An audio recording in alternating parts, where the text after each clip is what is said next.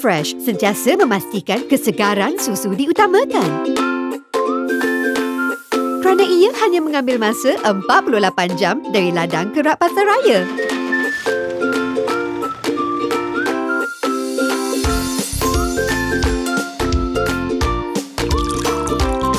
Tanpa pengawet dan pewarna, rasalah kesegarannya dalam setiap tegukan.